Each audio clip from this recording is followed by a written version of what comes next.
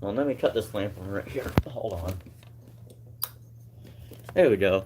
That's a lot better. So today, so as the thumbnail of the stream implies, looking at this movie, which I do own on DVD. It's called, it's simply just called Elvis. It's from 1979, and it pains me it pains me. The inaccuracy in this movie pains me, but there's something I can do about it. At least John Carpenter tried. There's the disc.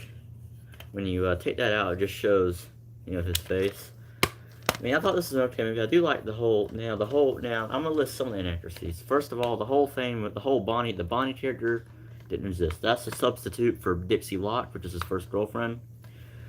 And John Carpenter, what was that Graceland design? What the heck was that? That looks nothing like Graceland. I get it. They're on a budget. I understand that. But let me make sure. Hold on. Let me make sure live chat's on. I may do next week. I may do a swinging chat video. Just depends. But this movie now, the soundtrack to this movie, it's on my channel. Just go check that out. You can find that on my channel. I put a new upload for that today, by the way.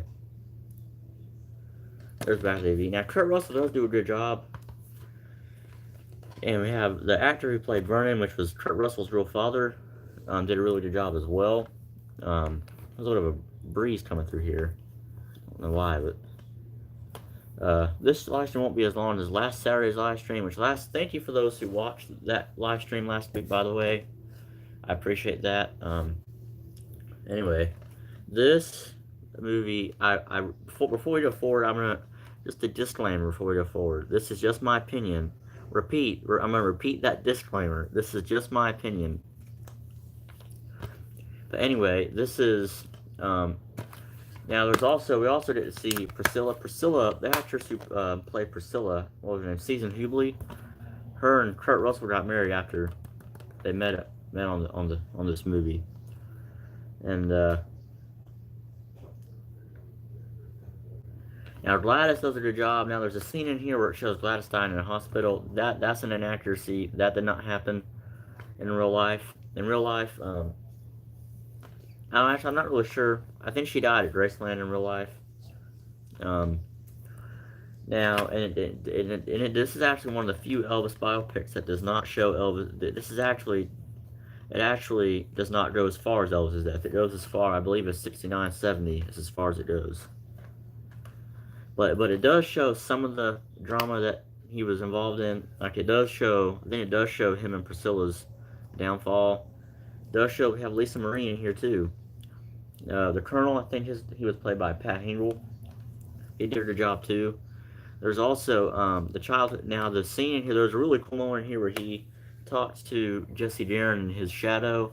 That was pretty, no meaning to say this, but badass. But that didn't happen in real life. He did go to his, it does show him as a kid in here visiting his twin brother's grave. He did do that. Every once in a while he would go back to Tupelo and visit his brother's grave in real life. But I don't know that he talked to the grave. But I think he did a decent concept of a movie, but there's the back of the DVD. This is also available on Blu-ray too. I would at least like for this to at least be half an hour, at least. So now before we move forward, if you're not subscribed, please subscribe, like, and leave a comment. Yeah, leave a comment. Leave a comment in the comments, or if you're joining now, in the chat. Well, anyway, I've also uploaded a little bit of footage of the movie. Now, there's one scene here that I really like of him singing "Good Rockin'." He's playing his guitar and he sings "Good Rockin' Tonight," and the Bonnie character and some other girls come over. That made me, get all happy. Girl, happy. Just kidding. I recommend. Now, this was actually a made-for-TV movie that came out in 1979, directed by John Carpenter, who directed. Well, John Carpenter's more of a horror movie guy. He did Halloween of all movies. He did Christine, The Fog, Assault on Precinct 13, I think, and Escape from New York. I don't know what that movie's all about. I used to be into the horror movie stuff, but now I'm into this guy. And here's a fun fact about Kurt Russell. In the movie It Happened at the World's Fair, you see a little Kurt Russell kick Elvis in the shin, which is kind of funny. Next thing I'm talking about is the soundtrack. Now, the vocals in here, the Elvis vocals in here are done by Ronnie McDowell, an Elvis impersonator. Um, it even says on the back here of the DVD, the voice of Elvis, Ronnie McDowell. I would love to play you some clips of it, but I don't want it copyright striked. Well, I didn't really get copyright strike with the soundtrack, but I don't think I can exit this out at the same time. But yeah, I could just pop in the DVD and have it turned up, but nah. There's the DVD, and it's a Shout Factory DVD. So, I know this DVD, they released this DVD in 2009. So, but the movie came out in 1979. I may actually pop this in and watch it for a bit tonight. Now, there's also a few moments where you hear an instrumental version of Mystery Train. I mean, I may get the soundtrack, because they did release the soundtrack for this movie on vinyl, so I may get it on vinyl, I don't know. This came out the year after my mom was born, 1979. I'm glad to actually have a copy of it on DVD. So, I know it says on the live stream time that it was supposed to happen at 4:30, but I decided to start a little bit early. I'm still waiting on my new glasses. I was hoping they would come last week, but I'm pretty sure hopefully they'll probably come this coming week. My birthday is getting closer. Also, probably that's what I'm wondering, will I do a birthday video? I probably will do a video probably a day or two after my birthday showing you guys what I got for my birthday. Anyway, back to this, the soundtrack. We get songs like Pledging My Love, Separate Ways, The Wonder of You. But for some reason, the comeback special, 68 comeback special, was skipped in this movie. They just completely skipped over it. What is that all about? I mean, I understand they couldn't fit everything in one movie. Now, I actually did a video not too long ago comparing this to the 2022 film. This does not, I mean, it does kind of compare, but, I mean, there is some similarities between this and the 2022 film, which I may do I'm probably going to do a live stream on that next Saturday. So, this movie, I enjoyed the heck. I actually kind of like this movie. I was surprised to see there was the bosom of Abraham scene in here. It's pretty cool. There's also a scene using Separate Ways, which the whole Elvis and Priscilla divorce thing. There's also like shortened versions of Long Tall Sally, Shake, Rattle, and Roll. Yeah, That's Alright. And then the opening credits song is Mystery Train, with Ron McDowell's vocals. There's also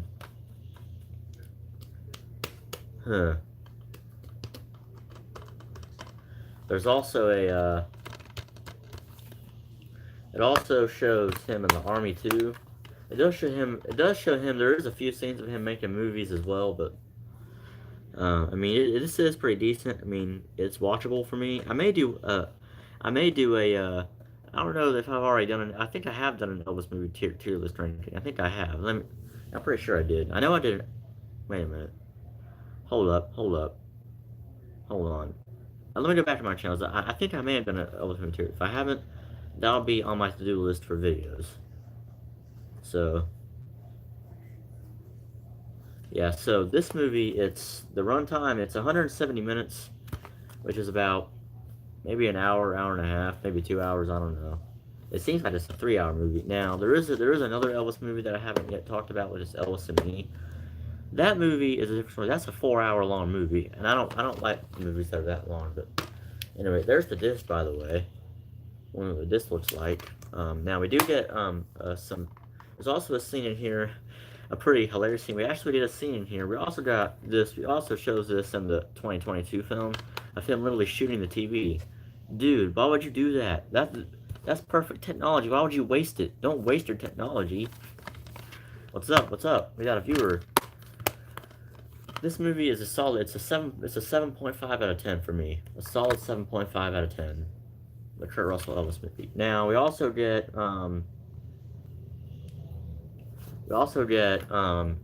we definitely see him angry in this movie, but it's not his. The acting of Kurt Russell's Elvis acting is not as good as Austin Butler's Elvis acting. So, but now this movie, like I said in the beginning, it pains me how inaccurate this movie is, but I've gotten used to it by now.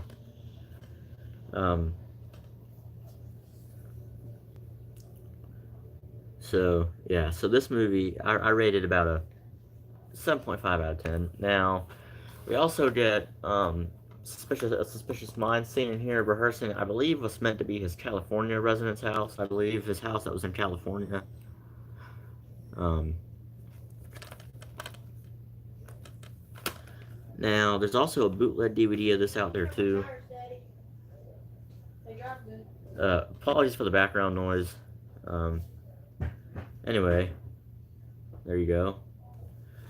Like I said, now another thing about this movie, there's also a scene in here where he, now, but probably one of my favorite scenes. My favorite scene in this movie is when he's sitting by an old tree and he's playing his guitar and he's saying "Good Rock Tonight," and a bunch of girls stroll up. I wish that would happen to me, but sadly that hasn't happened to me yet. Whoever you are that's on, please don't feel free to comment in the chat, in the live chat. Feel free to do that. Let me know if it's not working. Give me a sign there. Hello? So that's about all I have to say about this movie. This movie's pretty good. Comment in the chat wherever you are. Let me comment in the chat. Anyway,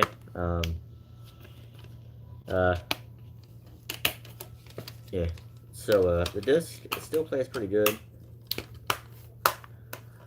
Now, this does not tell the full story of Elvis.